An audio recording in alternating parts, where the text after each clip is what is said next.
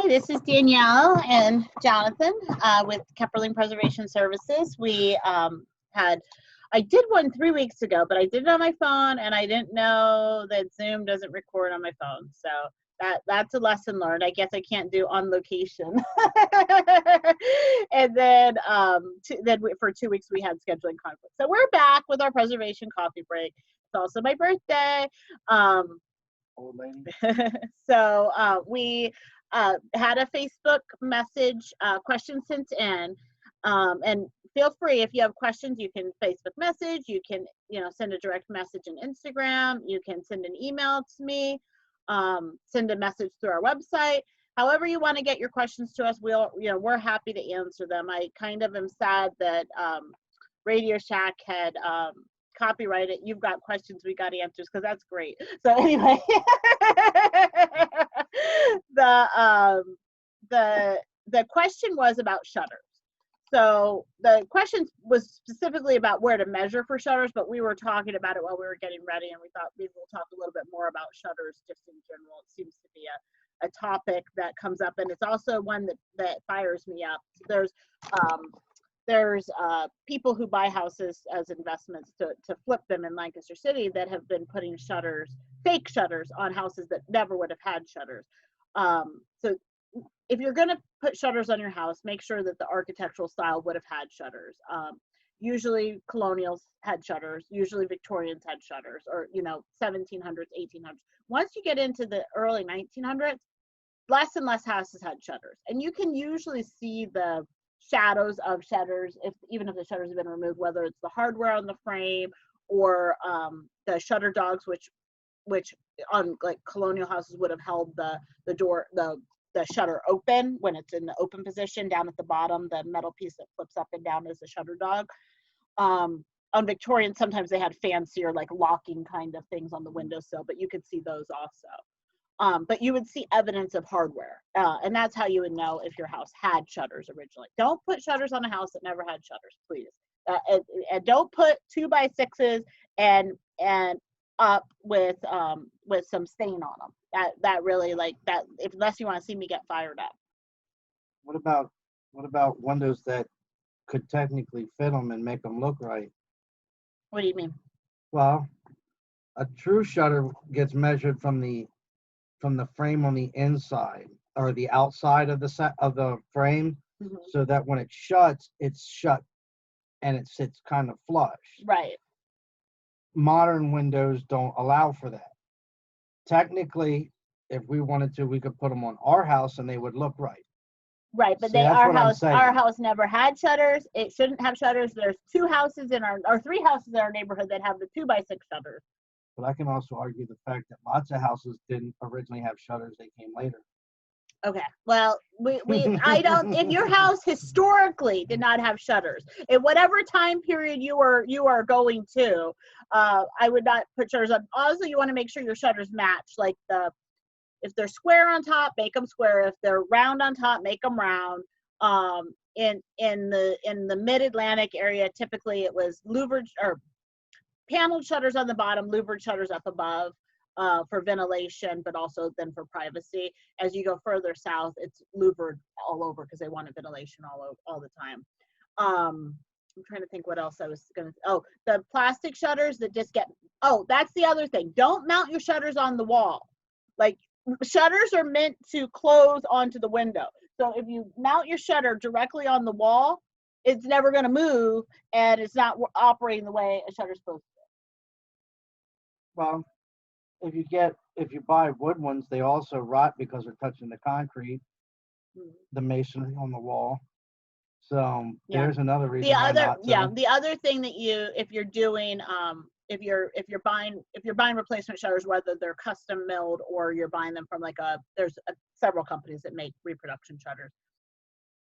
You want to make sure that you put a metal cap on the top, because the rails themselves, it's just like a door. It's just like a door's made, and the rails will have ingrain on the top, so that's exposed to the wood and the water, and that will cause problems. So make sure you do cap those.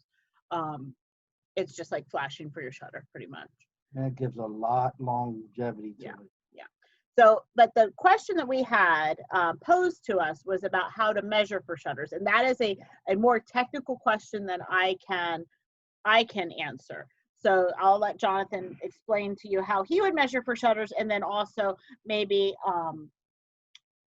like how would you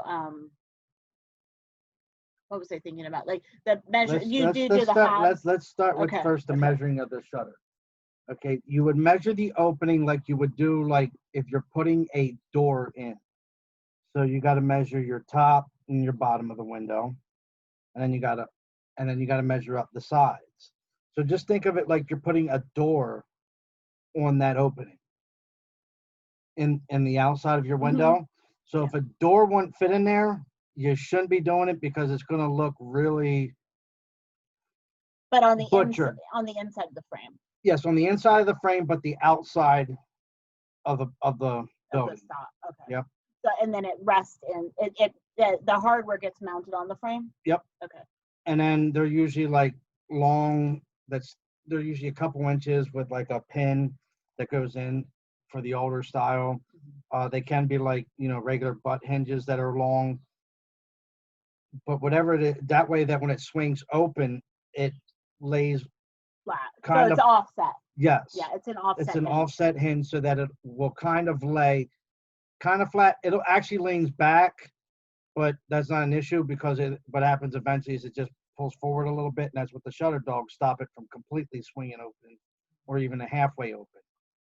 Okay, then, but you got that. I would measure from the bottom corner to the like the bottom left corner to the top right corner, and that way, when you're building it, if it's out of square, you know that, and from that you can also add the additional amount you need to scribe it. Okay? Why do you scribe? Because it's not really a scribe, it's fitted. Because if it's an old house, nothing square or plumb, so it'll still look right and it'll function versus. Because the shutters are 2 leaves, do you just cut that in half then to figure what each side is? You can, if you figure half, and that's where your inside joint, that's where they would shut together will be. But you at least figure a 1/2 inch extra for a lip, because it's like half the thickness of the shutter to make like an L. Like the overlap. Yep. Like this. Hold on, I'll use my drawing stone. So it fits together like that. Just here. See, that's why I'm not allowed to do this.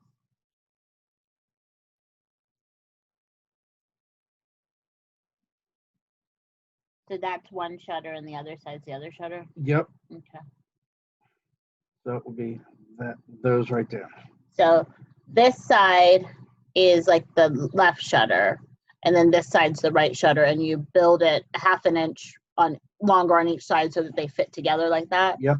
And then that makes it seal then also when you're actually using the shutters and operating them.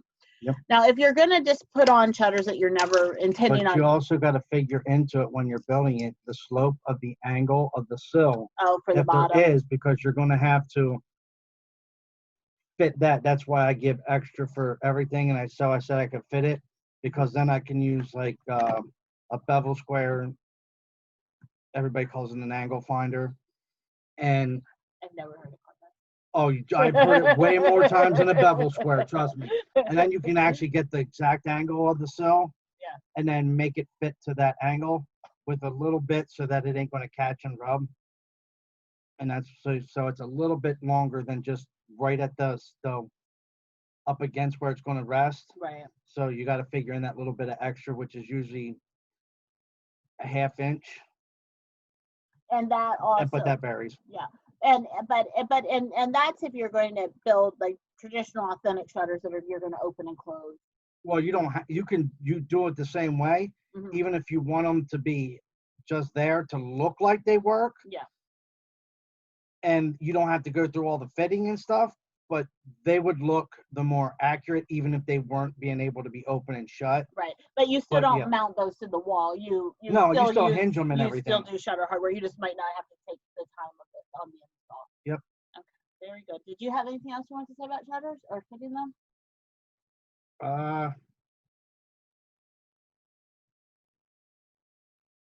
Not fitting them is a whole nother project. Yeah.